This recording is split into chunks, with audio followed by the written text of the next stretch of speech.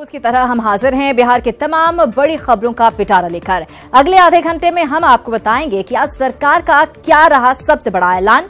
साथ ही बताएंगे कि सियासत का तापमान आज कितना चढ़ा। छोटी बड़ी तमाम खबरों के अलावा दिखाएंगे वो खतरनाक खुलासा जिसे देखने के बाद आप भी चौंक जाएंगे। लेकिन सबसे पहले बात सरकार के मास्टर प्लान की।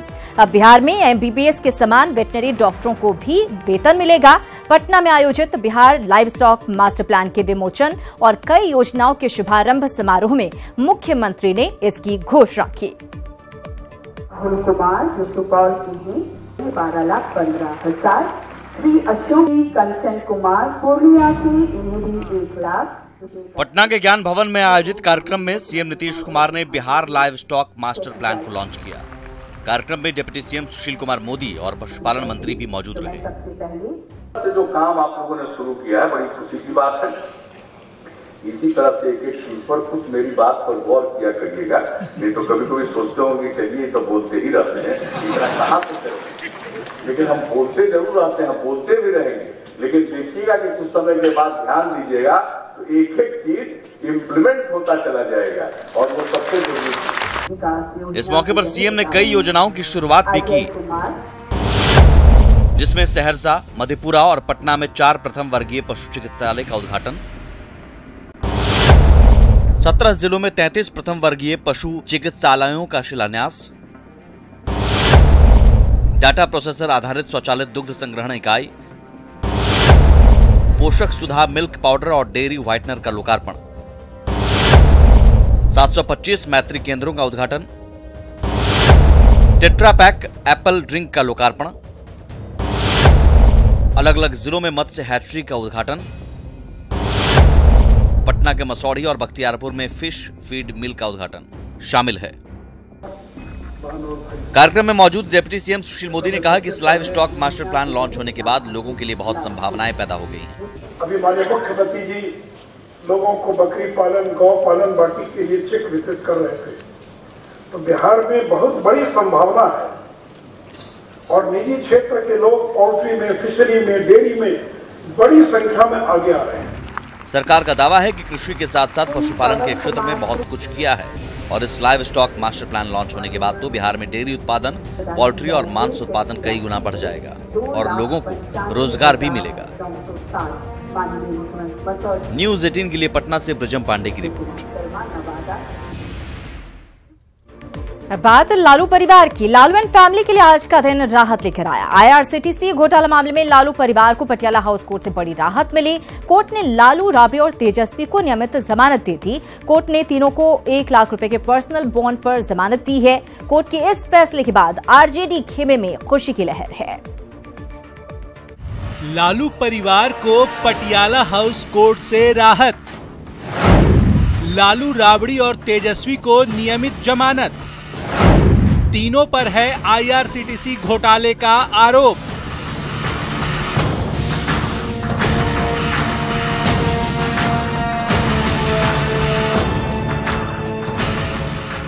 आईआरसीटीसी घोटाले में लालू, राबड़ी और तेजस्वी यादव को पटियाला हाउस कोर्ट से नियमित जमानत मिल गई है।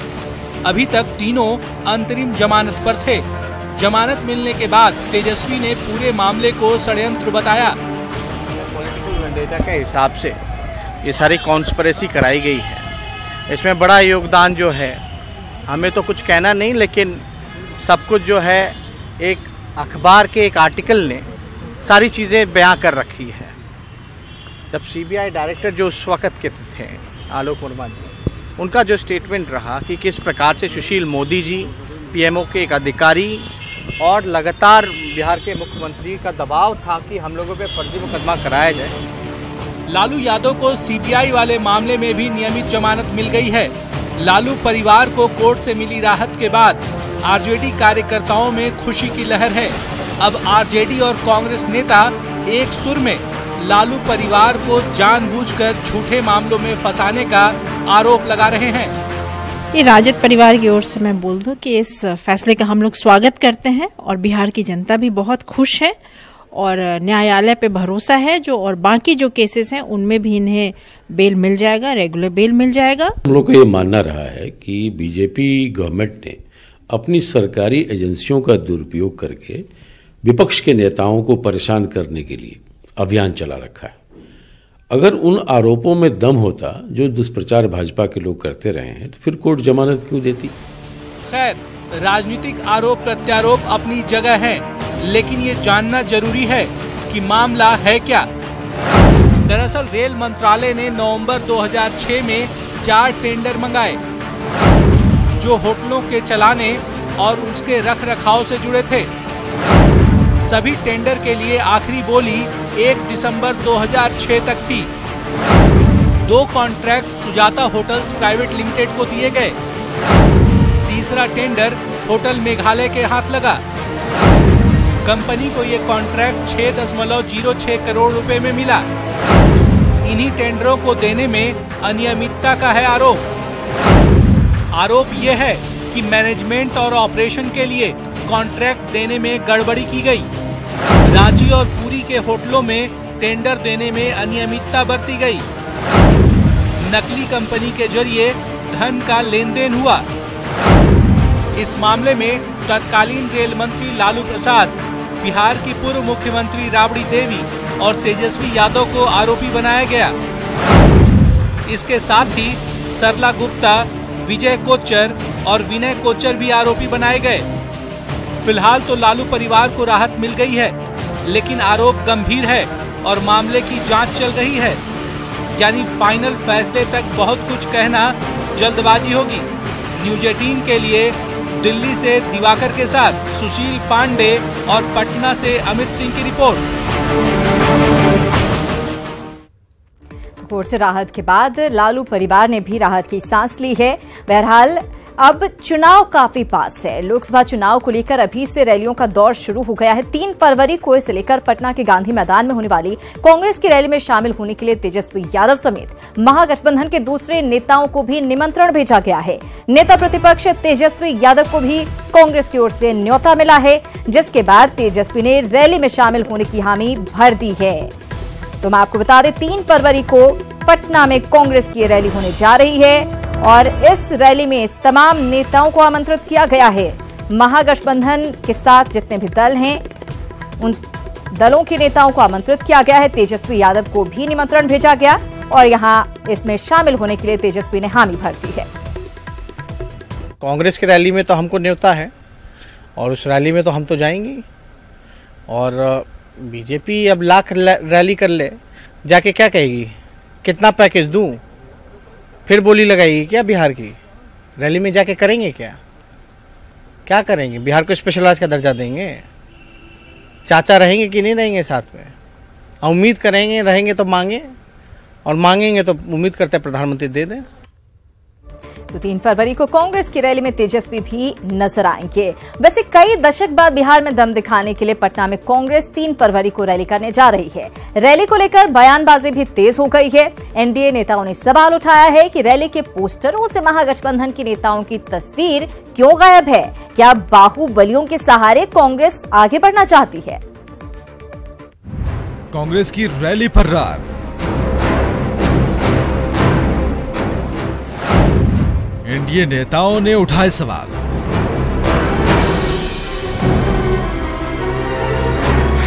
कांग्रेस यहां भी महागठबंधन के जो वरिष्ठ नेता है या वरिष्ठ घटक है राजद के तेजस्वी यादव को औकात बताने के लिए ये सारे काम हो रहे हैं। पोस्टर से क्यों गायब हैं महागठबंधन के महारथी? Poster boy Tejashwi Yadav, Twitter ललबबुआ गायब, माननीय जीतन राम मांझी गायब, शरद जी गायब, माननीय उपेंद्र कुशवाहा गायब। अब बाहुबलियों के भरोसे कांग्रेस। राष्ट्रपिता महात्मा गांधी के अपने को राजनीतिक वारिस मानने वाले लोग आपको अनंत सिंह और पप्पू खान जैसे लोगों का सहयोग लेकर के रैली करने की जरूरत पड़ गई। हद हो गया, घोर कलयुग आ गया। जी 3 फरवरी को गांधी मैदान में होने वाली कांग्रेस की रैली पर बयानबाजी तेज है। एनडीए नेताओं का तंज है। बाइक रैली में अखिलेश सिंह के साथ अनंत सिंह दिखते हैं। पोस्टर पर अनंत सिंह और पप्पू खान दिखते हैं, लेकिन रैली के पोस्टरों पर महागठबंधन के महारथियों को जगह नहीं मिलती। राजद के तेजस्वी यादव को औकात बताने के लिए ये सारे काम हो रहे हैं। वहां आने वाला समय में कोई एक नहीं हो सकेगा, कोई एकता नहीं हो सकेगा। ये सब लोग आपस में ही लड़ भीड़ कर करके समाप्त हो जाएंगे। मुंडे मुंडे मते भिन्ना, महागठबंधन है और स्थिति यह है कि poster boy Tejashwi Yadav, Twitter ललबबुआ गायब, माननीय जीतन राम मांझी गायब, शरद जी गायब, माननीय उपेंद्र कुशवाहा गायब। फोटो किसका लगा? अनंत सिंह का, पप्पू खान का। अब तो कैदी राज के जो पक्षधर हैं, ये अलग अलग दुकान राजनीति का क्यों? राजनीति के जो सहवाला लोग हैं वो तो एक साथ होना चाहिए। एनडीए के हमले से तिलमिलाए कांग्रेस और आरजेडी की तरफ से तुरंत सफाई आई। साथ में दावा किया कि 3 फरवरी को मंच पर मौजूद रहेंगे महागठबंधन के सभी महारथी। एनडीए के लोग इतना घबराए हुए हैं, उनको क्या ये समझ नहीं है कि ये कांग्रेस पार्टी की रैली है, महागठबंधन की रैली नहीं है। कांग्रेस पार्टी लगभग 3 दशक के बाद हम अपने बलबूते गांधी मैदान में रैली कर रहे हैं और श्री राहुल गांधी जी उस रैली के मुख्य वक्ता होंगे। हमने अपने सहयोगी दलों, राष्ट्रीय जनता दल के नेता तेजस्वी यादव जी को, मांझी जी को और कुशवाहा जी को सहित अन्य सभी मित्रों को उसमें आमंत्रित किया। वो सब उस रैली को संबोधित करेंगे। और हम लोगों को छपास की बीमारी नहीं है, छपास की बीमारी एनडीए के लोगों को है। और ये मत मुगालते में रहें एनडीए के लोग, ये कांग्रेस की रैली है तो महागठबंधन के नेता शामिल नहीं होंगे। सारे नेता उस दिन नजर आएंगे उस रैली में, उस मंच पर, जो महागठबंधन के नेता हैं। अब मौसम चुनावी है, रैलियों का रेला है, तो बयानबाजी तो चलती रहेगी। लेकिन बड़ा सवाल है कि जो बाहुबली राजद को भी मंजूर नहीं, क्या कांग्रेस उन्हें भी गले लगाएगी? और क्या कांग्रेस इन बाहुबलियों के जरिए ही खोई जमीन वापस पाने की जुगत में है? न्यूज़ 18 के लिए पटना से अमित सिंह की रिपोर्ट। तो अब सवाल है कि क्या कांग्रेस अब दबंगों के सहारे चुनावी वैतरणी पार करना चाहती है? ये सवाल हम नहीं बल्कि कांग्रेस के तमाम विरोधी उठा रहे हैं। देखिए ये रिपोर्ट। बिहार में कांग्रेस के द्वार पर दबंगों की दस्तक, हाथ के साथ मोकामा के अनंत। क्या बाहुबलियों के सहारे पास होगी कांग्रेस?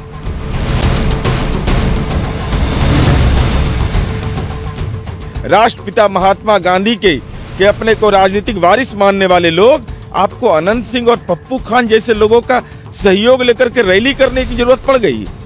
जी, ये सवाल आजकल बिहार के सियासी गलियारे में तेजी से तैर रहा है। इस कयास को तब और ज्यादा बल मिला जब मोकामा के बाहुबली विधायक अनंत सिंह कांग्रेस सांसद अखिलेश सिंह के साथ खुली जीप पर निकले, वो भी 3 फरवरी को होने वाली राहुल गांधी की रैली में आने के लिए लोगों को निमंत्रण दिया। कि नेहरू के सपनों का अगर बिहार बनाना है, राष्ट्रपिता महात्मा गांधी के अपने को राजनीतिक वारिस मानने वाले लोग आपको अनंत सिंह और पप्पू खान जैसे लोगों का सहयोग लेकर के रैली करने की जरूरत पड़ गई। हद हो गया, घोर कलयुग आ गया। हालांकि आनंद सिंह ने एनडीए नेताओं को उन्हीं की भाषा में जवाब दिया। हम अपराधी थे तो काहे नीतीश जी 3-3 को टिकट दिए? होकर रैली दिल्ली में जुटाते थे, पटना में तो बहुत अच्छा थे। आज पोदीना सिंह हो गए तो फोदीना सिंह हो गया तो गोदीना सिंह हो गया, कितना नाम रखेगा तो पता नहीं है। नीतीश जी साथ 15 साल रहे। लेकिन बात सिर्फ अनंत सिंह तक ही सीमित नहीं है। हाल ही में बिहार के दबंग आनंद मोहन की पत्नी लवली आनंद कांग्रेस पार्टी में शामिल हो चुकी हैं। इसके अलावा वैशाली से एलजेपी सांसद और दबंग रामा सिंह भी कांग्रेस के संपर्क में बताए जा रहे हैं। वहीं मधेपुरा से सांसद पप्पू यादव भी लगातार कांग्रेस के संपर्क में बने हुए हैं, जबकि उनकी पत्नी रंजीता रंजन पहले से ही कांग्रेस की सांसद हैं। तो मेरे ख्याल से ऐसे आरोप लगाने वाले पहले अपनी गिरेबान में झांके। कौन ऐसी पार्टी है जिसमें सभी साधु संत ही हैं क्या? तो लोग जानते हैं। और हमने अभी किसी व्यक्ति को पार्टी का न तो टिकट दिया है, न उससे हमने पार्टी में किसी को शामिल किया है। यह तो पार्टी हाईकमांड तय करेगा। अब कांग्रेस की तरफ से कुछ भी सफाया है, लेकिन संकेत साफ है। वैसे अभी इसमें कुछ पेच भी है, क्योंकि जिस आरजेडी के कारण अनंत सिंह को जेडीयू से आउट होना पड़ा, जो पप्पू यादव तेजस्वी यादव को फूटी आंख भी नहीं सुहाते, क्या ऐसे बाहुबलियों के साथ कांग्रेस के हाथ को स्वीकार करेगी आरजेडी?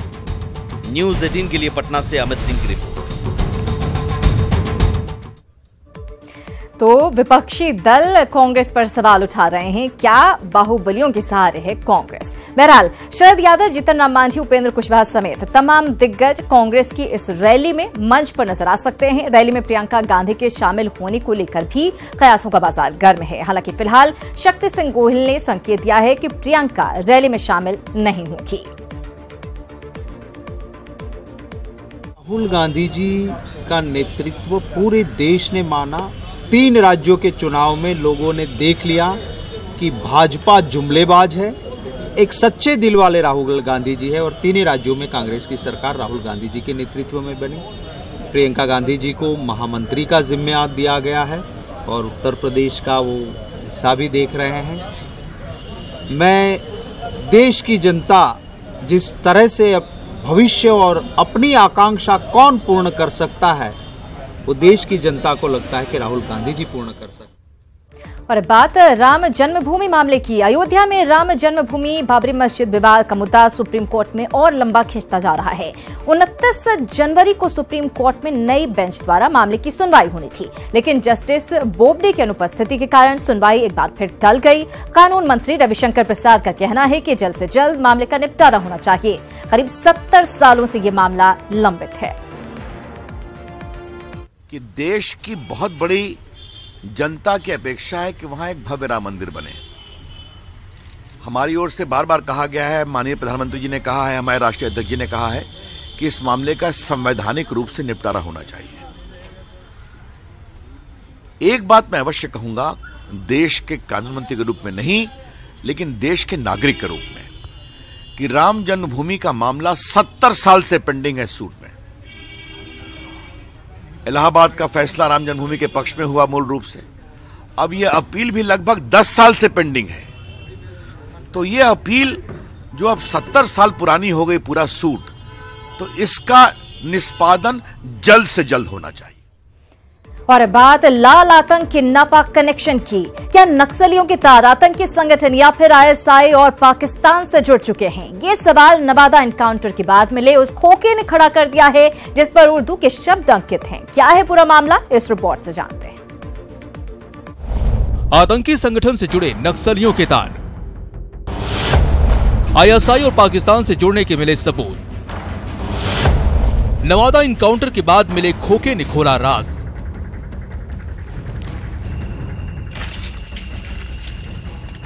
जी हां, कारतूस के इस खोखे को देखिए। इस पर अंग्रेजी की बजाय उर्दू में कुछ लिखा है जो नवादा में हुए एनकाउंटर के बाद बरामद हुआ है।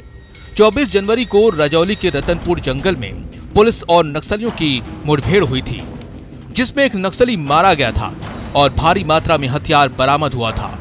इसी मुठभेड़ के बाद पुलिस ने जो खोखा बरामद किया है उस पर उर्दू में 39, 03 और 90 लिखा है। पुलिस को शक है कि आईएसआई और पाकिस्तान से इसके तार जुड़े हो सकते हैं। सस्पिशियस तो है ही, क्योंकि वो स्वदेश निर्मित नहीं है खोखा। अब जांच करेंगे, उसके बाद जो चीजें आएंगी आपको बताया जाएगा। क्या आईएसआई से तार जुड़े हो सकते हैं? देखिए, ये तो जांच का विषय है। बरामद खोखा AK-47 की बताई जा रही है।